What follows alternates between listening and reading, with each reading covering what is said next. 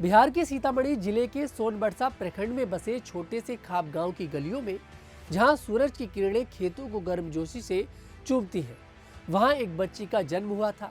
उसका नाम था प्रीति। यह गांव जहां जिंदगी की सादगी और रोजमर्रा के संघर्ष आपस में गूंथे हुए हैं। प्रीति का बचपन कुछ अलग था।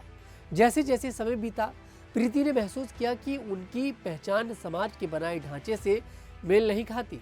वे एक ट्रांसजेंडर महिला थी, एक ऐसी योद्धा जो न केवल अपनी पहचान की लड़ाई लड़ रही थी, बल्कि दूसरों के लिए भी आवाज बनने का सपना देख रही थी। लगभग 22 साल पहले 2003 में प्रीति ने अपने गांव को छोड़कर गोपालगंज जिले के भोरे प्रखंड के कल्याणपुर गांव में नई जिंदगी शुरू की। यहाँ उन्होंने न सिर्फ अपने लिए बल्कि समाज के हाशिए पर रहने वालों के लिए एक नया रास्ता बनाया। आज 41 साल की उम्र में प्रीति सिर्फ एक नाम नहीं बल्कि एक प्रेरणा बन चुकी है। उनकी कहानी साहस, मेहनत और बदलाव की कहानी है। प्रीति किन्नर अब बिहार की राजनीति में एक नया इतिहास लिख रही है।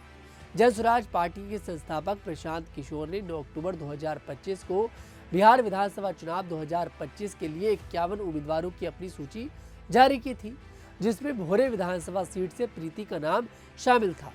यह फैसला न केवल ट्रांसजेंडर समुदाय के लिए एक बड़ा कदम है, बल्कि बिहार की जातिगत राजनीति को भी चुनौती देता है। प्रीति की उम्मीदवारी यह बताती है कि बदलाव की शुरुआत कोई भी कर सकता है, चाहे उनकी पहचान कुछ भी हो। प्रीति मूल रूप से सीतामढ़ी की रहने वाली है। उन्होंने 8वीं कक्षा तक पढ़ाई की, लेकिन उनकी असली सीख जिंदगी के अनुभवों से मिली।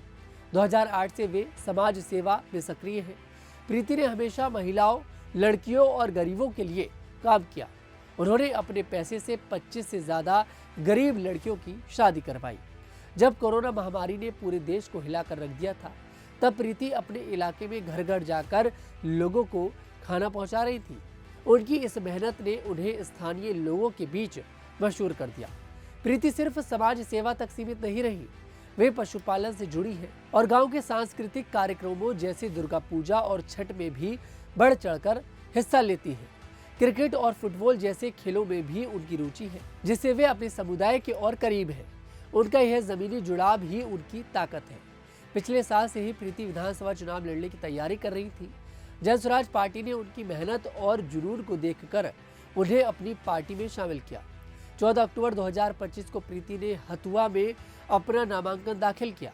उस दिन हजारों समर्थक ढोल नगाड़ों के साथ उनके साथ थे। नारे गूंज रहे थे, जन स्वराज जिंदाबाद, प्रीति किन्नर आगे बढ़ो। यह नज़ारा सिर्फ एक उम्मीदवार का नामांकन नहीं बल्कि एक बदलाव की शुरुआत थी। लेकिन प्रीति का रास्ता आसान नहीं रहा। टिकट मिलते ही कुछ नेताओं ने उनकी जाति पर सवाल उठाए। कुछ ने कहा कि वे अनुसूचित जाति से नहीं है।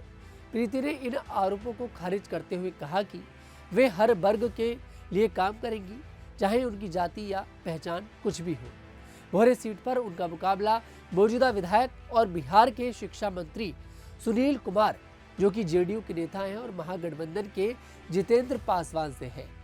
यह त्रिकोणीय मुकाबला रोमांचक होने वाला है।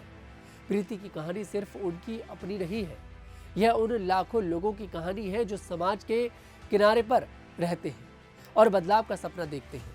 वे न केवल अपनी पहचान की लड़ाई लड़ रहे हैं, बल्कि दूसरों के लिए भी रास्ता बना रही है। प्रीति ने साबित किया है कि साहस और मेहनत की कोई सीमा नहीं होती, चाहे वे जीते या हारे। उन्होंने यह दिखा दिया कि सपने देखने और उन्हें सच करने की हिम्मत किसी भी लिंग या जाति से बड़ी होती है। बिहार विधानसभा चुनाव 2025 में प्रीति किन्नर की यात्रा अभी शुरू हुई है। क्या वे इतिहास रचेंगी, यह तो समय ही बताएगा। लेकिन इतना तय है कि प्रीति ने समाज को एक नई दिशा दिखाई है। उनकी कहानी हर उस इंसान के लिए प्रेरणा है जो यह मानता है कि बदलाव संभव है। प्रीति किन्नर सिर्फ एक उम्मीदवार नहीं बल्कि उम्मीद की किरण है, जो यह बता रही है कि अगर हौसला हो तो कोई भी दीवार तोड़ी जा सकती है। ये रिपोर्ट आपको कैसी लगी, कमेंट सेक्शन में जरूर बताइएगा। मैं तनुज दीक्षित फिर आपसे मुलाकात करूंगा। तब तक के लिए मेरे साथ देखते रहिएगा न्यूज़ 15।